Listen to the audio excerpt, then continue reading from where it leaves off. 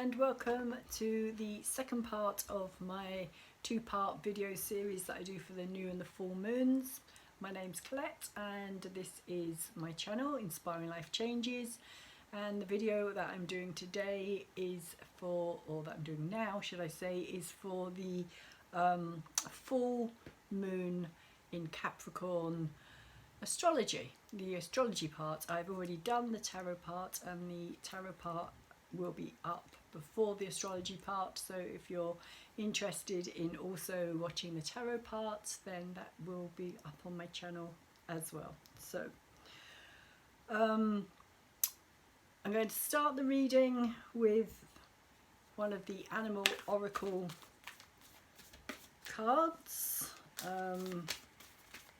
spirit animal oracles, to see which energy is working with us at the time of this full moon in Capricorn. And this is a big moon, again another big moon. We seem to be having a lot of big moon energy at this time.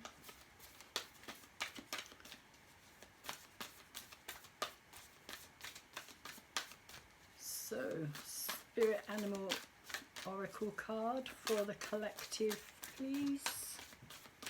What is the energy that we are working with at this time?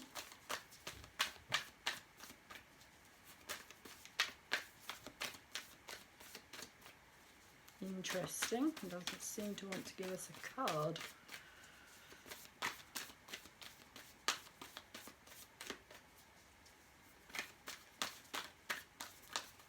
So I just say that this full moon is also a super moon, so that's why the energy is going to be feeling extra charged at this time. And I am calling this particular reading Digging Deep. Full moon is conjunct Pluto, so there's a lot of depth to this full moon as well. Oh, there we go. What have we got? Oh, we've got the eagle. No, the hawk spirit. It says, "Let spirit be your guide." Don't think we've had this one before. We've had the eagle, but I don't think the hawk has come out before. So let's see what the hawk spirit is all about. Number 32. Where are we?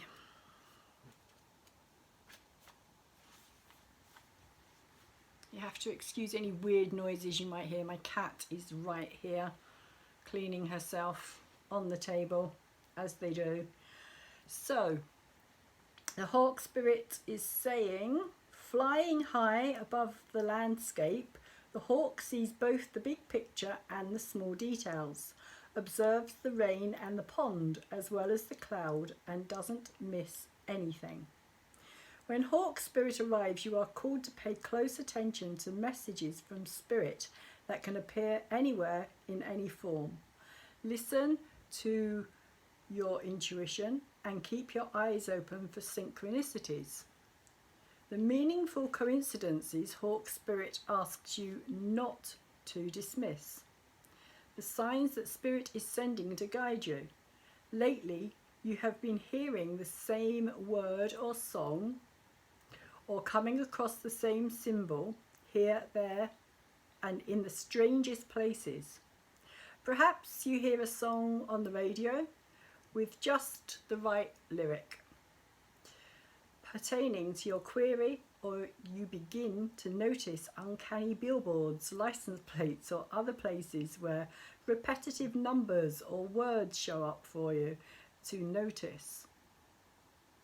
Pay attention to the animal or the animals that appear for you and connect with their symbolism. Spirit wants you to communicate and reaches out again and again. When hawk spirit appears, it is a sign to listen. That's very interesting. So take notice of the environment and lots of synchronicities, things that seem to be coincidences, that kind of thing, all mean something. So it's saying check out the symbolism that goes with them, because it's trying to tell you, it's giving us messages at this time. So for this moon, we have 4 cards to start the reading. We have Surrender to the Divine, which is the full moon energy itself, all about culmination, bringing something to a head, finishing something off, endings of something for the new to begin, closing something out. And we also have the super full moon, so the emotions are highly charged energy at this time, more so than usual. We have the full moon in Capricorn itself, which is saying that the end of a rough or tough cycle is on its way. So things are culminating. If you've been through a rough patch, if you've been having a hard time, then the Capricorn moon is saying that things are going to ease up. Although I don't know how true that may be. But the cardinal moon, which is the full moon in Capricorn, it's a cardinal sign, and it's saying be bold and make the first move. So that could be about absolutely anything. But be bold. It could be a conversation that you need to have. It could be a job application that you are thinking about, or a job move from one thing to the next, or it could be anything at all. But it's saying basically at this time, boldness is what is needed. Tune in to that boldness. Dig deep as well. Dig deep to find that boldness. So the divine masculine sun energy opposes the divine feminine moon energy during the time of a full moon. And this full supermoon is happening in the physical, earthy, cardinal energy of ambition, recognition and status, which are all connected with the sign of Capricorn. It is taking place here in the UK at 1938 hours, and it will be different for other geological locations, so you might want to check that out.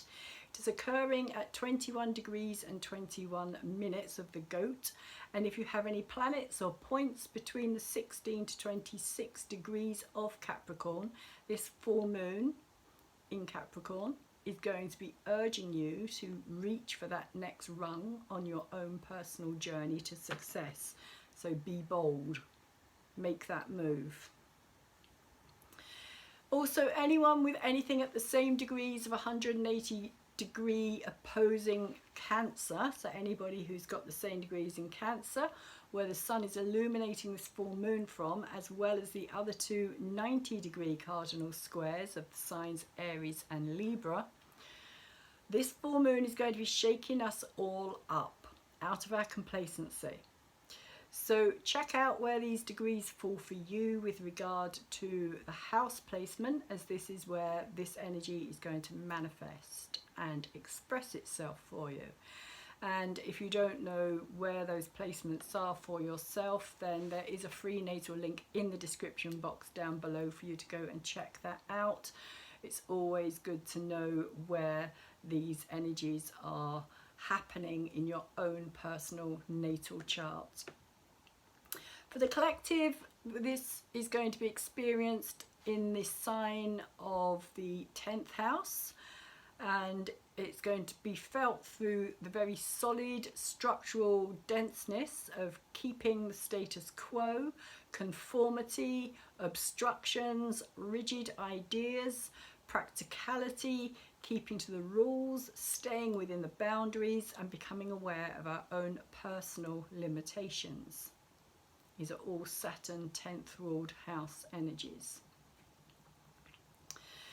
So, like I was saying, this is a massively intense full moon, and that's for a few various different reasons. And whereas last moon, during the new moon in Cancer a fortnight ago, she was in her home sign, she was in her own space, so she felt good.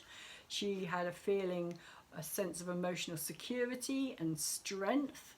But now she's the furthest away that she can possibly be, which is very interesting because she's actually closest to the earth, but she's the furthest away on the zodiac wheel from her own home sign at this time.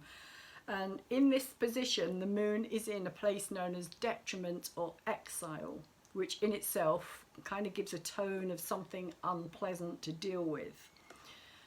Another reason is that once again she is at perigee, which is that closest point to the earth. So emotions are going to be running high and super intensely felt at this time. Whenever the moon gets close to the earth, the energies get picked up.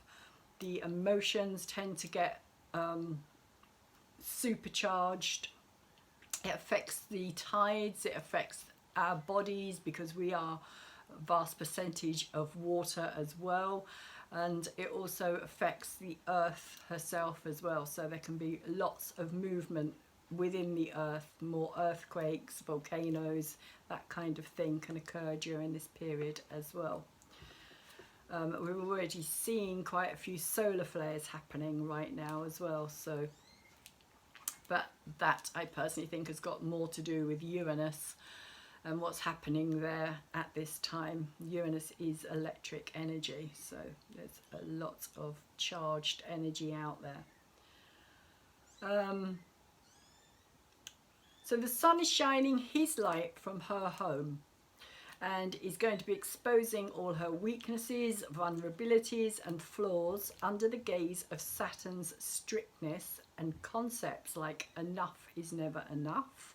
We could and should always be striving to do better. Saturn is like the scary head teacher or parent who can never be pleased, always pushing us to achieve more, no matter how hard we try.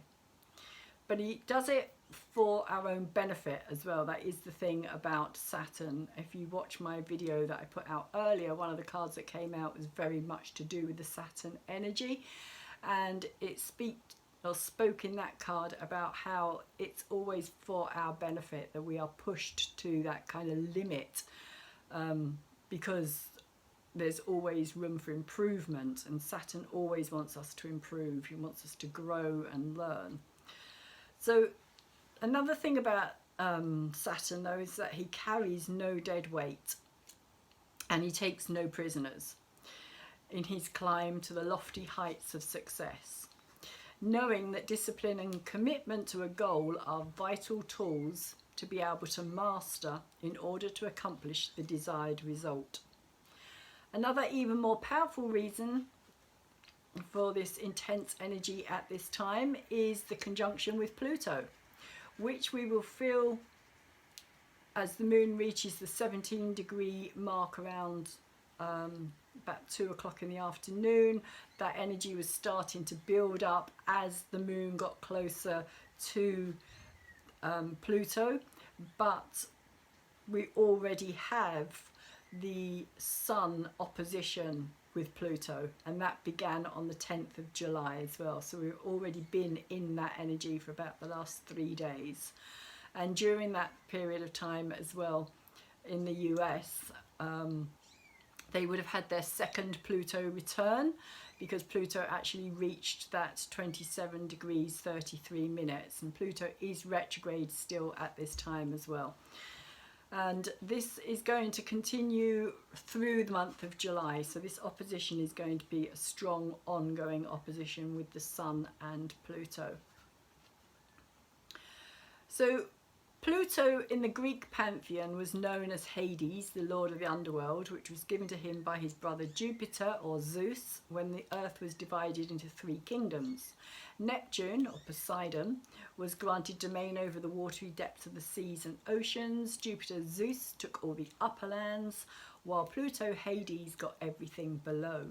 And this is symbolically the kingdom of our deepest, darkest secrets, some of which can be so disturbing to us that we dare not share them with anyone for fear of what they will say or think about us once the truth is out and once these things are known.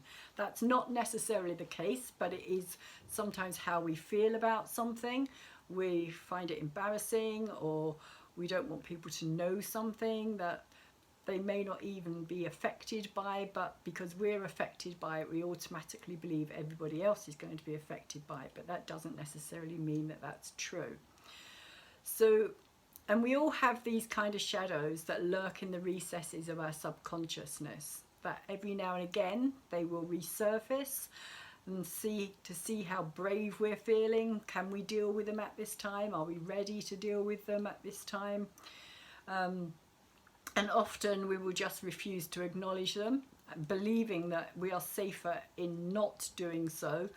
So we force them back down into the underworld, where we can hide them away again, continuing on with our life, lying to ourselves as we are too afraid to face our biggest fears that lie in our own emotional graveyard.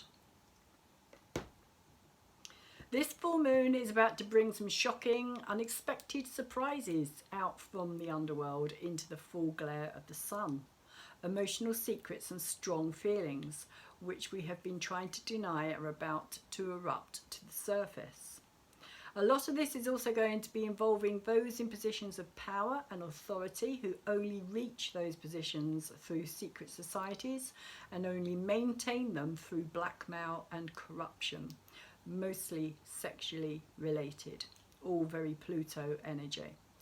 So over the next few weeks and months to come, the world is going to discover exactly how big the underage sex and abortion business actually is, and how it is used to fund politics on both sides of the aisle.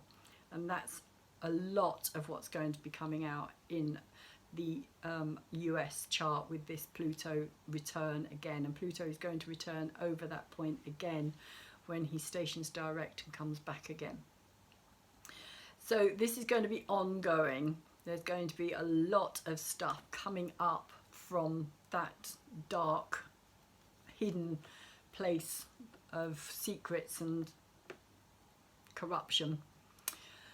So as the sun is sextile and as the moon is sextile and the sun is trine the south node at 19 degrees 16 of Scorpio, and if you switch these around, you've got the sun sextile and the moon trine the north node at 19 degrees 16 minutes Taurus. So added to which is Uranus at 18 degrees 12 minutes, and he is conjunct the north node opposing the south node. Intense energy. Uranus eruptive, unstabling energy, the kind of energy that causes chaos and long-term chaos as well, not just quick chaos that gets dealt with, it's long-term chaos. So wherever the north node is, the collective's karmic destination is. And this is what is being focused on and highlighted the strongest in the collective psyche. It is like the North Star, where we need to point our ships for guidance.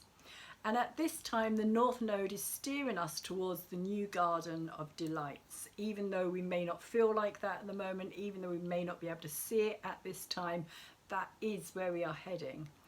And so it's also about what feels good for us, what are we valuing, prioritizing, and why. What do we want to create in this new world of sensual pleasure? Taurus, ruled by Venus, governs the five senses of the physical body. The South Node, on the other hand, is what we are needing to release and let go of, what we have reached the end of, the road with, what is no longer serving us to continue on with, and what we need to sever from our lives in order to reach the garden of delights that awaits us on the other side. Literally, Taurus and Scorpio are opposing signs, so literally you have to go through the South Node to get to the North Node. So you have to release all of that South Node stuff first, all that dark, secretive, taboo subject stuff that is going to be coming out, and already is coming out. There's a lot of it already coming out about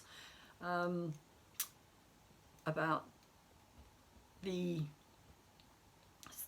laptop and other things. I really, again, don't want to say too much because my channel is already kind of shadow banned, but the kind of things of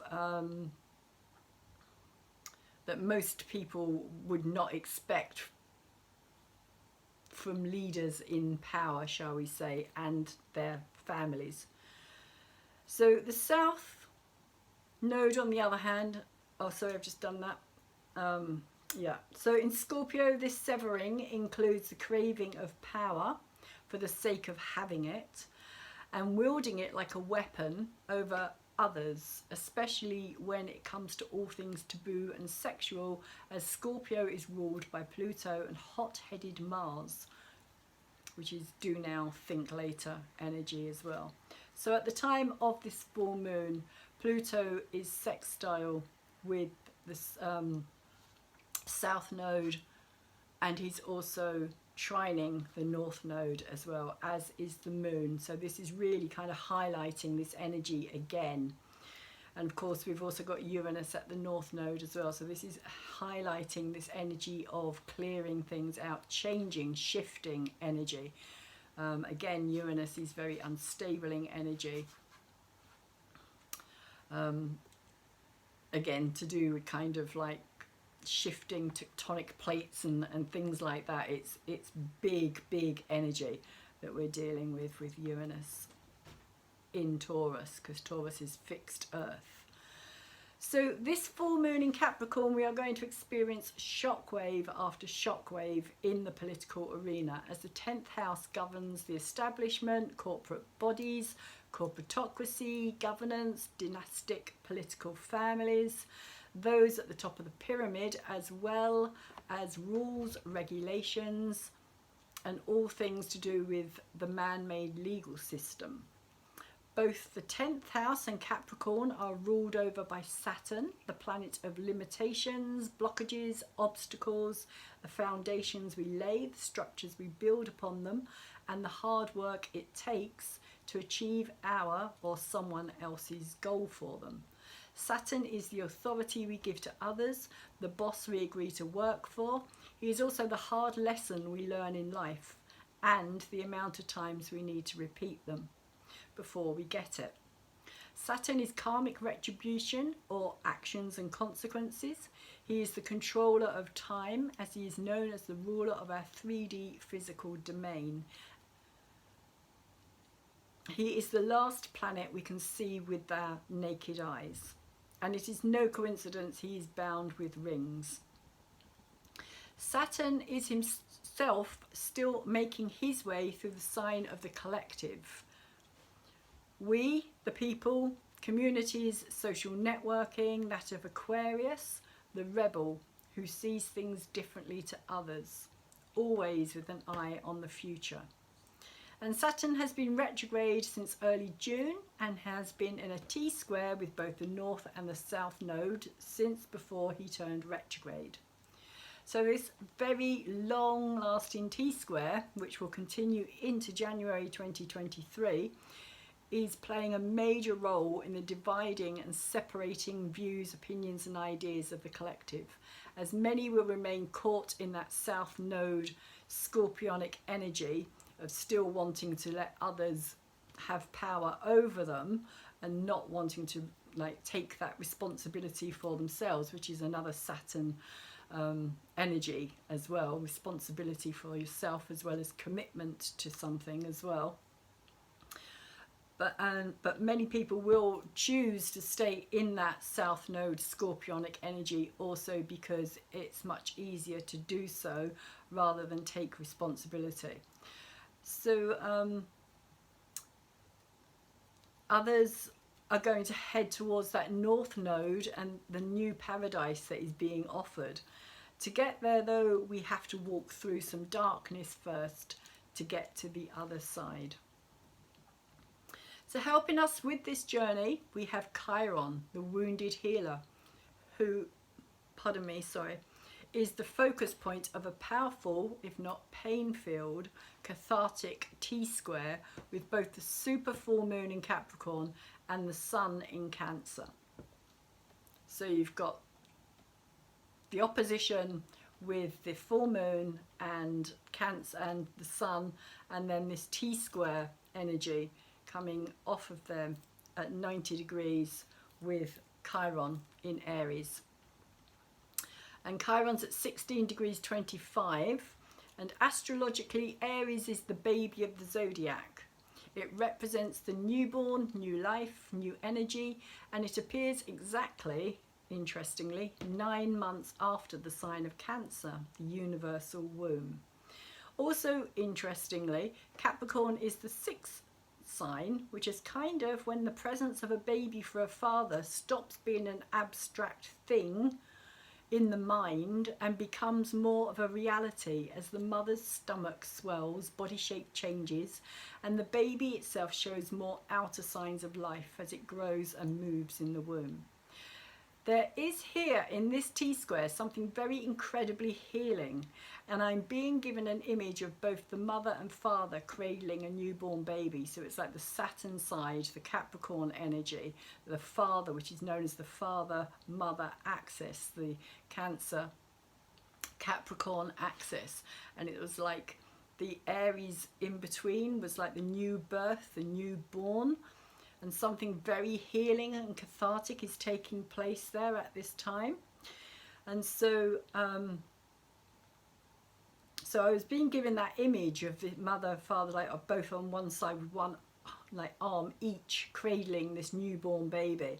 And I was also being reminded that both the mother and the father are portals into this 3D dimension. Without the sperm of the father and the egg from the mother, we would never be here. And because of our vulnerability when we arrive, we, like all mammals, must have our needs met in order to survive. And that's very Cancerian energy as well, that kind of vulnerability. Because that is something that we definitely are when we're pregnant. We are very vulnerable. So recently on the 24th of June, a momentous decision was made in the US when the Supreme Court overturned the Roe v. Wade decision on abortion, taking it out of the federal state's hands and thereby placing it completely in the hands of the individual states and its people. On the day this decision was taken, the sun had just reached 3 degrees of Cancer and was conjunct the US natal chart's Venus, the planet of love, beauty, and what we value, also at 3 degrees. While at the same time he was conjunct the US natal Jupiter at 5 degrees of Cancer. So there's a conjunction natally with Jupiter and Cancer, which really kind of magnifies that whole Cancer energy, which is very much the sign of the US, is Cancer energy. And I will be putting out my Pluto return video where I go more in depth about how that affects the US as well and why it is the way it is. So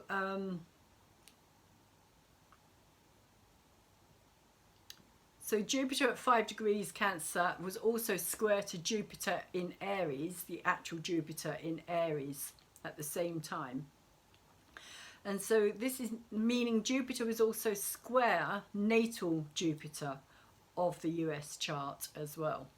So the benefic planet of magnification, changes in fortunes, good luck, optimistic outcomes and surprise gifts, who can also promise more than he is capable of delivering, was also square with Venus, another benefic planet. So natal Jupiter was actually square to Venus as well at the same time. So meanwhile, Pluto was conjunct natal Pluto at 27 degrees Capricorn. So the US was having or beginning to have its Pluto return at that day as well, on the 24th of June. And something else which has not been spoken about a lot in astrology over this past year, it's all been very much about this Pluto return, but the US is also having at this time a Neptune opposition as well. So Neptune in Pisces opposing natal Neptune in Virgo, and this only happens every 165 years because it is such a slow moving planet as well.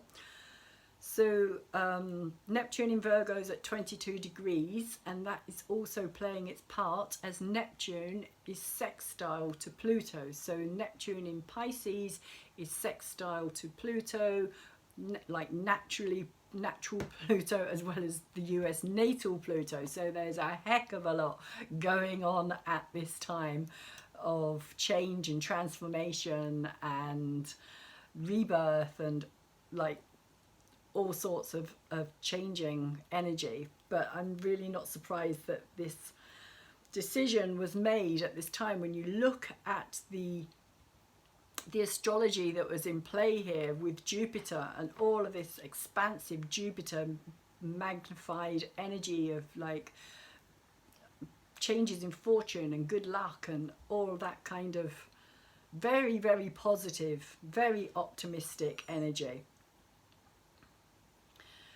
So however, that isn't all, as natal Neptune in Virgo is also trine Pluto in Capricorn natally and actually as well. So a lot of energy all happening.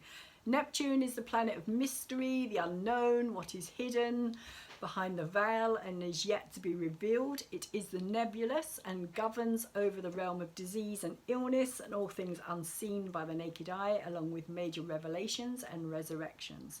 It also rules over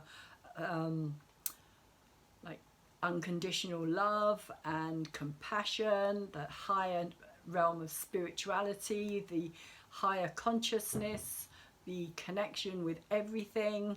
It is that kind of oceanic kind of everything is connected kind of energy.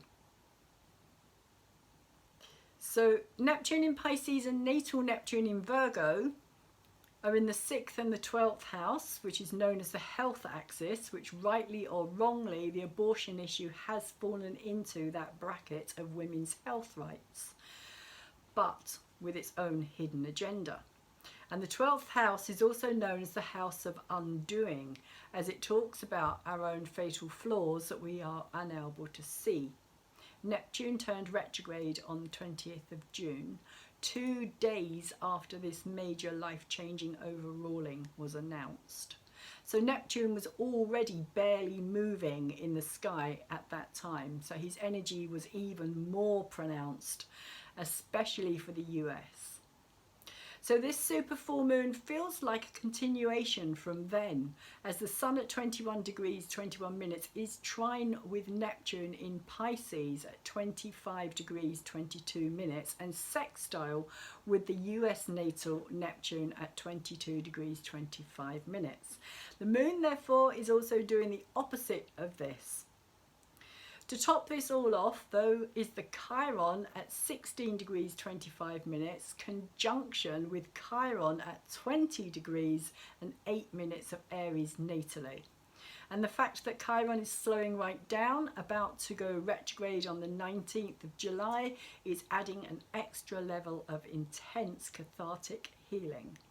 So what has been a massive wounding in the psyche of the US since the court's original decision in 1973. So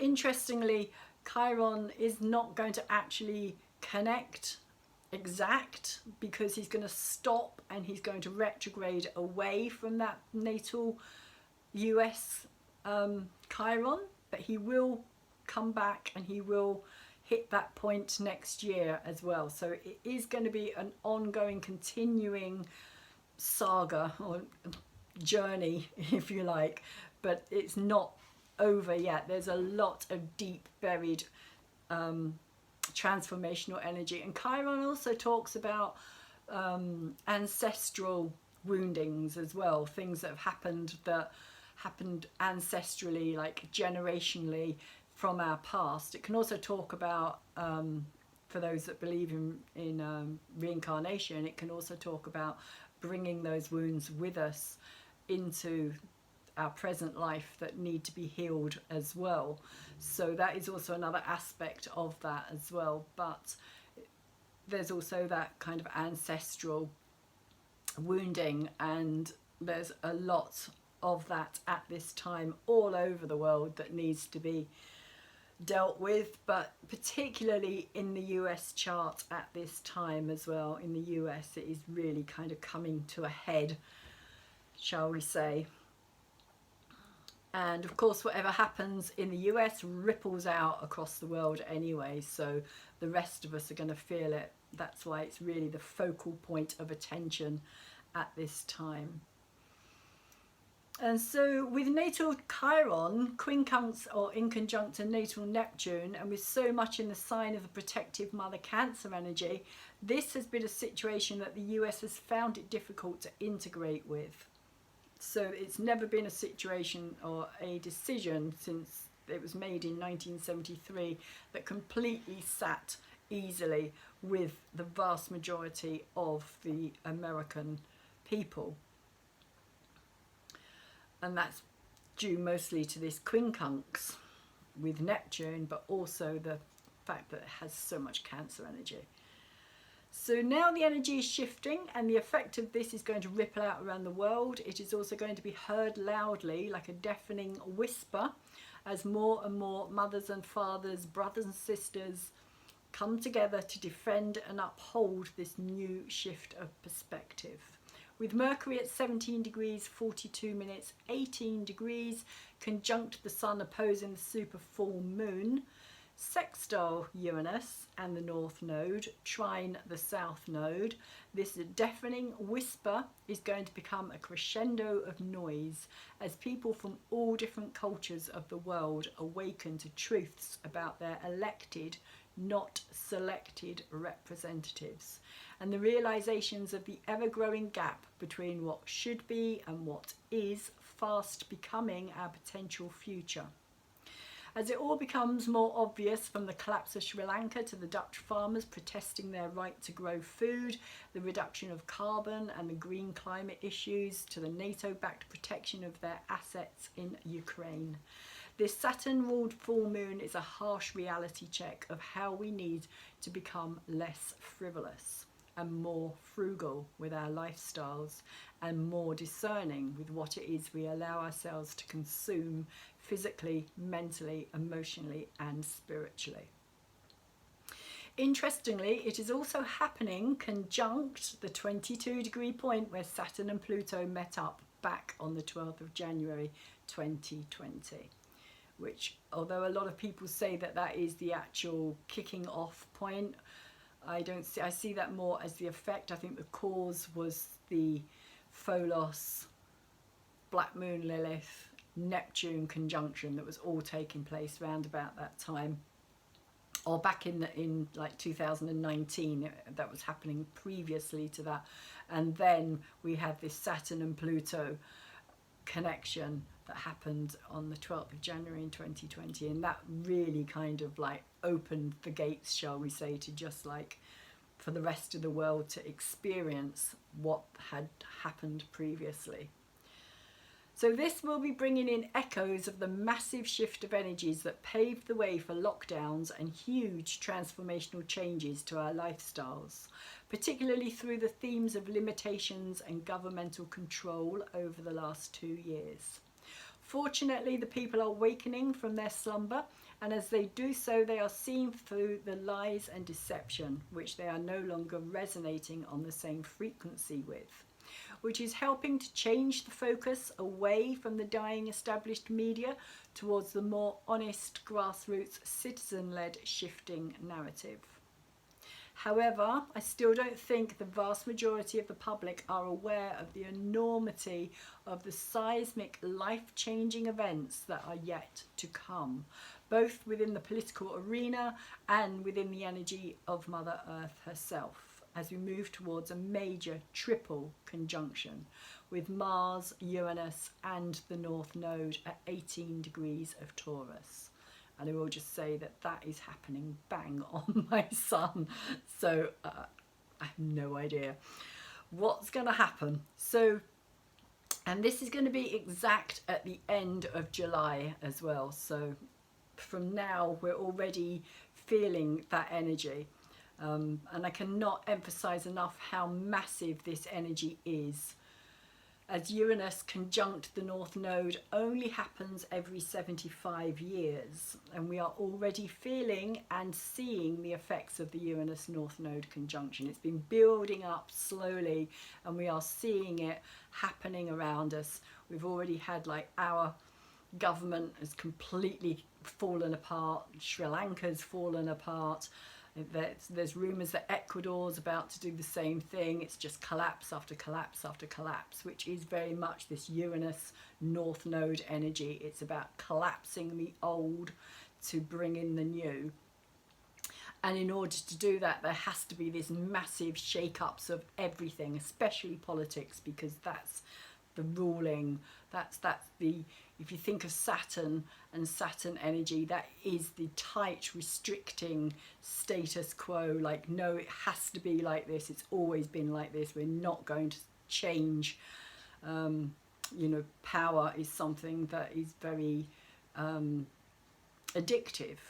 It's a very addictive kind of energy. Once it's being got hold of, it's not easily released. So that's why this South Node, North Node, South Node energy is so important at this time as well, particularly with this Pluto energy connected to it all. Which is why I've called it digging deep, because that's what Pluto does. Pluto digs deep. He goes right down into the very, very foundations and just uproots it all. And he's been doing this since 2008, basically. So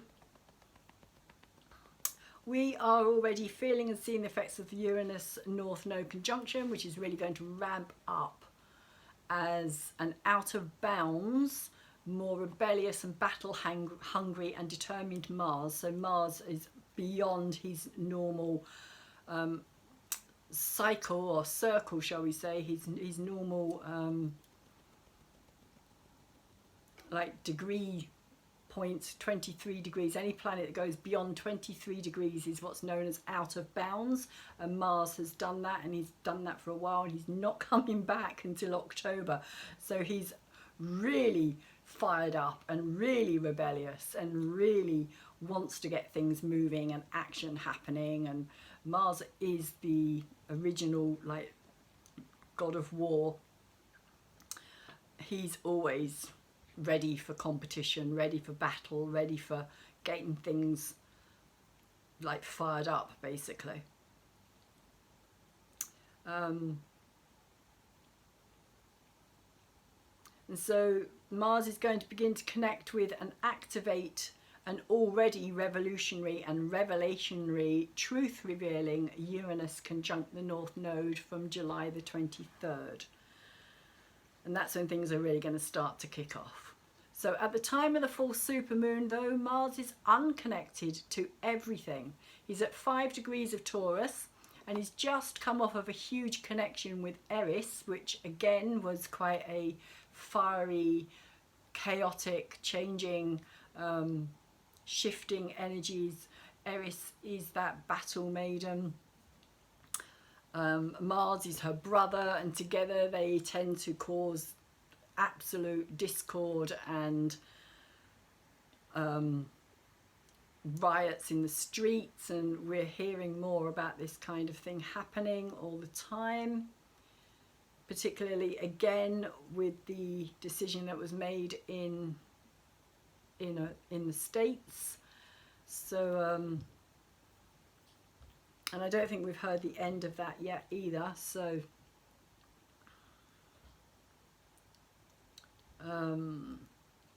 but it's almost like he's gone through that period, and now he's kind of saving his energy for the kind of biggest show of the year, which is going to be this conjunction, this triple conjunction. It's like the peak of the year, really. And Eris, meanwhile, at 25 degrees in Aries, is square another planet known as Ceres, who is also at 25 degrees 35 of Cancer. And that's also, she's also conjunct the Sun and opposing the full moon and Pluto as well, which just so happens to be creating a T-square with Eris as the focal lens of this T-square. So Eris is the feisty, non-conformist, activist, warrioress goddess, and in Aries she is strong-willed, fiery and extra headstrong. She will not back down easily, especially when it comes to authority, and it has been battling with Pluto in Capricorn for the last 2 years as evidence of this. So for the last 2 years we've been seeing more of these kind of activist kind of energies coming out in people who probably would never have seen themselves as being activists, are suddenly kind of like they've got a cause, they've got a mission, and it's like Eris is giving this to them, and so they're now much more willing to stand up and fight for what they believe in and what is right. And that's very much Eris energy. So Ceres, she's the Greek goddess of agriculture and grains, and it's where we get the popular breakfast cereal word from. Cereals comes from the name Ceres, the goddess Ceres, and she's in Cancer, which represents the food of the mother, both from the earth herself and the mother of a family who has to feed her children with love and nourishment, both physically and emotionally. That's the Cancer energy. So Ceres is kind of like provider. She's like really playing the providing role, but at this time, because we've also got Uranus in Taurus, which is also another agricultural sign, Taurus is causing, or Uranus, sorry, in Taurus is causing all this upheaval of the food supply chain, which is being highlighted again at this time. So we can expect to experience a lot more disruption in the food markets in general. We can also expect to see a lot more farmers protesting and people joining them as they realise what this means to us all as well. So Ceres is kind of representative of that need to be able to nourish and feed each other. In Cancer, it is that mother energy. It's the energy that wants to give and to care and like unselfishly. It's quite an unselfish energy, Cancer. Well, it's a very unselfish energy, in fact, and it does often think of others before it before it thinks of itself as well. So basically, the Ceres energy in Cancer is reminding us as well how important nourishment is, how important the food is, how we need to eat in order to survive. That is the crux of this energy. In order to survive, we need to be able to feed ourselves and others. And with everything that's going on in the world at this time, there is huge problems within the food supply chain, which has been gradually building up, again, due to Ceres meeting up with Black Moon Lilith, passing through Gemini at the time. So, but also this Uranus energy. So to top all this off, we are under the influence of not just one, but two powerful cardinal grand crosses, which include the energies of the T-squares, with the Sun, Ceres, Mercury in Cancer, the Moon and Pluto in Capricorn, Chiron and Eris in Aries, and lastly, Haumea, the volcanic regenerative Hawaiian goddess of fertility and creation, is at 27 degrees, 53 or 28 degrees, having just turned direct motion.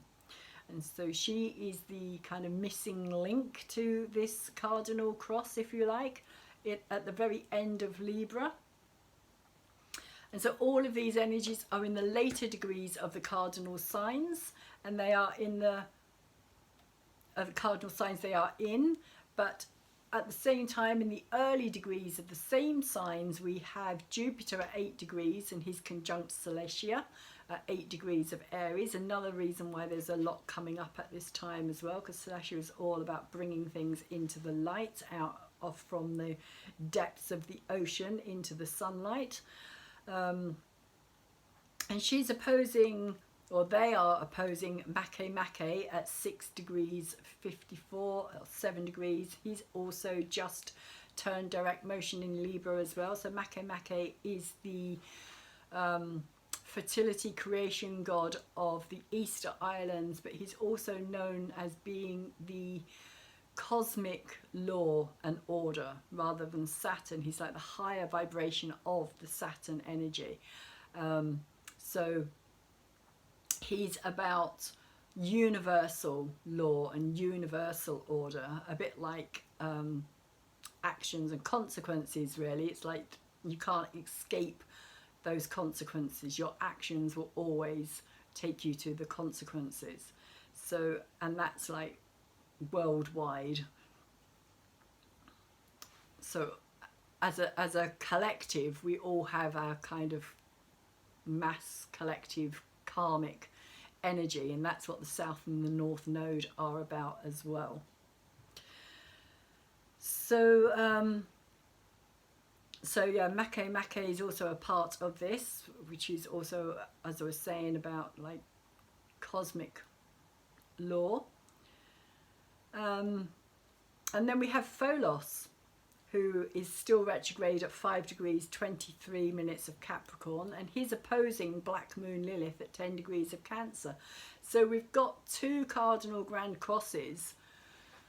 Being kicked by the cat. You can probably see her foot down here.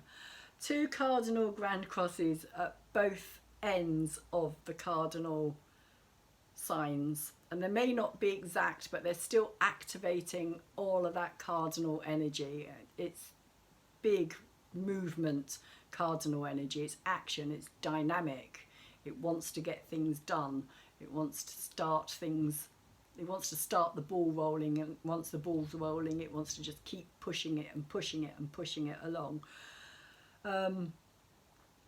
So things are really going to speed up over these next few weeks and months, and it's only going to add, like these cardinal crosses are adding to this real strong need of breaking free, which again is Uranus energy. That need to break free, freedom, is really big at this time as well.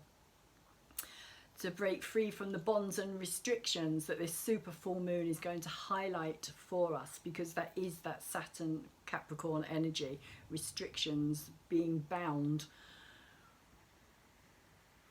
And so all cardinal signs and fixed signs are going to feel this energy the strongest, especially as the Sun is about to move into Leo around the same time as Mars connects with Uranus and the North Node.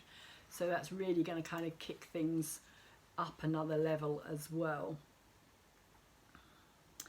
And Mercury is about to pass across the face of the Sun. He's going to cazimi over the Sun, and that's taking place on the 16th of July in the sign of the universal womb and Mother Energy Cancer. And that's happening at 24 degrees and 15 minutes of the Crab. And it's happening while they are both trine Neptune.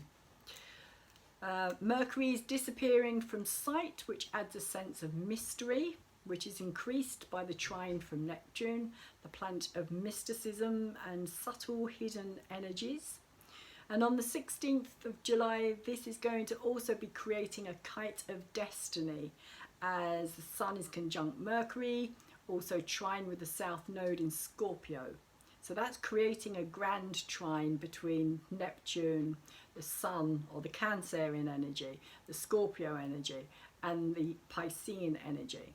And then Neptune is also sextile to Uranus in Taurus and the North Node, and it's also sextile, and Uranus, sorry, is also sextile, and the North Node are also sextile to Mercury and the Sun. So the the point of that kite is actually going to be the Uranus North Node Mars energy as well. So that's also focusing all its attention down on this triple conjunction that's going to be taking place all at the same time, because Mercury is crossing over the Sun up until the end of July, and he's going to totally disappear in the glare of the Sun. He will not be visible until the end of July, and he's going through a massively exciting rebirth because of all the connections that he's making. This is going to be a really new, like when Mercury comes out, he's going to be a whole new Mercury. He's going to be totally different. The Mercury that went into the Sun is not going to be the same Mercury that comes out and emerges from the other side.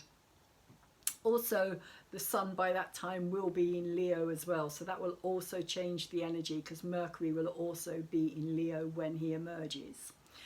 But it's going to give a whole new narrative based very much around a new ideology of freedom. Freedom is really going to ramp up. It's going to be the real kind of push over these coming months, especially involving freedom of speech.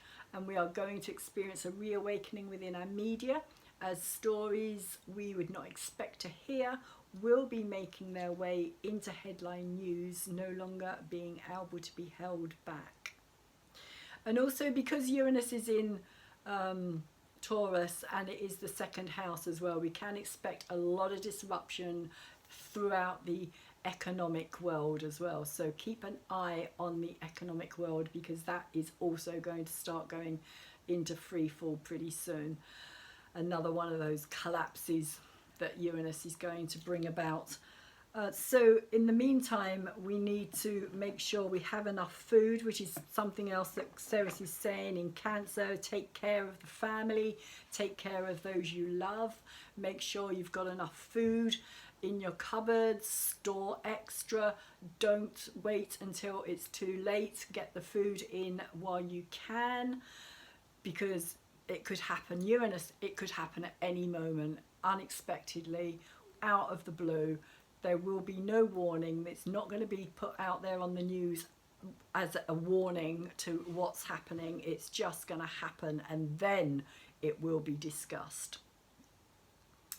So the Sabian symbol for the 21 degrees of Capricorn is, it shows working together in a cooperative venture to know when to go and when to stop. And it's called a relay race, this particular Sabian symbol.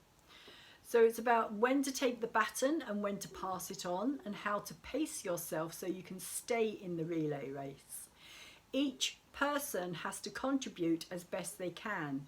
Some run fast, some have their own talents, some trip you up and cause you to falter. Working together, you can figure out who will help win the race and who won't. Sometimes victory seems achievable, but you are likely to be a member of a team with your own special tasks to perform. You may not be the one who crosses the finish line, but you may eventually share in the group effort. Just watch for when it's your turn and when it isn't. Shared endeavour, knowing when to pass on responsibilities, having to wait your turn, inheritances, the power of surrender, taking turns, split second timing and coordination are all the kind of positive attributes of this Sabian symbol. And then the less positive, shall we say, attributes are not letting go of control to another, feeling defeated, not having the necessary resources to win, butting in when others are talking, and not sharing the glory. So those are the astrology messages for this time. And I'm just going to pull some angel light angel cards. And if you're interested in the cards that I've used in these readings, they will be in the description box down below as well.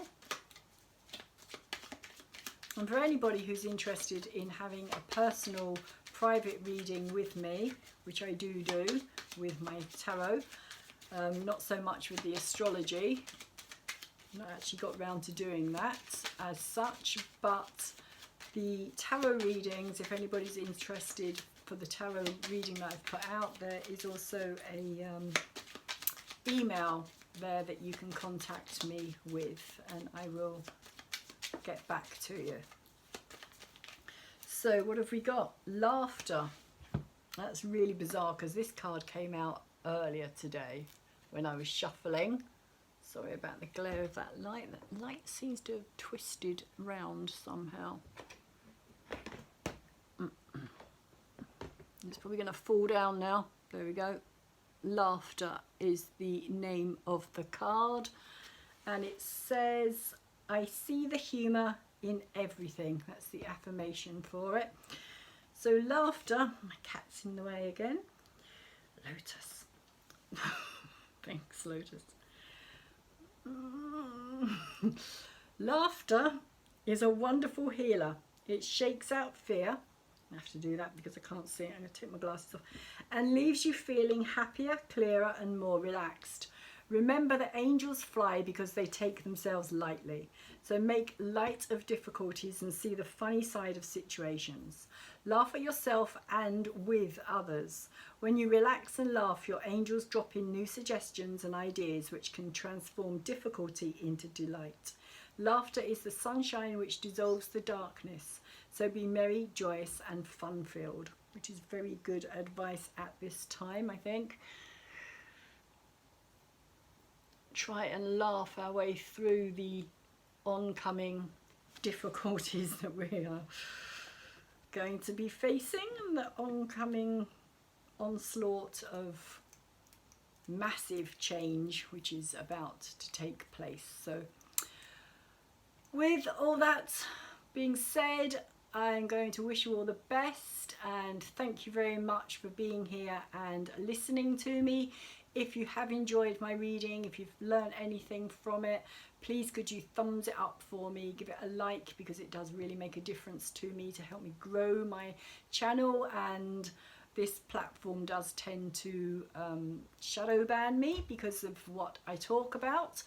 And also if you type my title in, my Inspiring Life Changes, you probably won't be able to find me. I've been told by a few different people that they can't find my channel. So if you could share it about on social media as well, that would be a huge help to me.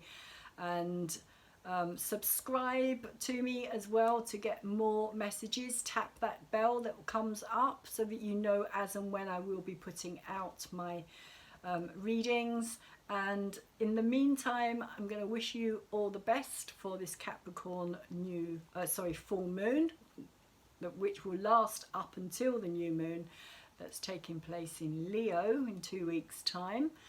And